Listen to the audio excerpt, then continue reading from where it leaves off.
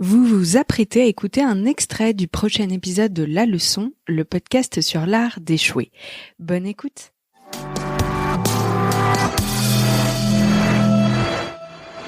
Là-dedans. C'est même pas ça, parce que ça aurait été prémédité, tu sais, il y aurait eu un truc de je vais faire du théâtre pour avoir des copains. Non, mais ça, c'est mon côté journaliste, tu sais, j'aurais écrit un peu la phrase, je mets un petit peu de storytelling. Non, oui, mais non, en fait, je connaissais pas le théâtre. Enfin, si, j'allais au théâtre avec ma maman de temps en temps, mais ça me paraissait être une sorte de chose qui a toujours été là. Enfin, pour moi, il y avait des comédiens qui nous animaient la vie, et puis il y avait nous, les êtres humains, pauvres et malheureux. Et j'écrivais des choses pour plaire aux filles dont j'étais amoureux.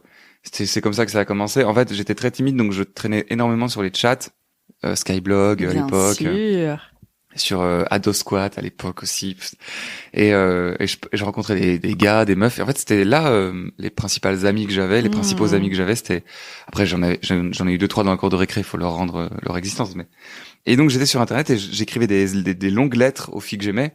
Et puis on parlait sur MSN et tout. Et elles me valorisaient beaucoup ces filles-là sur mon style. Elles disaient putain, j'adore quand tu m'écris des belles lettres. Oh, j'aime quand tu m'écris des poèmes. Et ça me gonflait. Et c'était les seuls endroits où on me valorisait. On me disait putain, c'est bien ce que tu fais. Et donc en fait, je passais des nuits entières à réfléchir à comment écrire quelque chose de mieux le lendemain.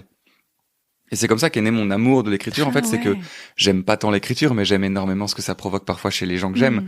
Et je me donnais du mal pour être le petit poète du groupe, quoi. Et ça a démarré grâce à mes correspondantes, que d'ailleurs, pour la plupart, je n'ai jamais vues.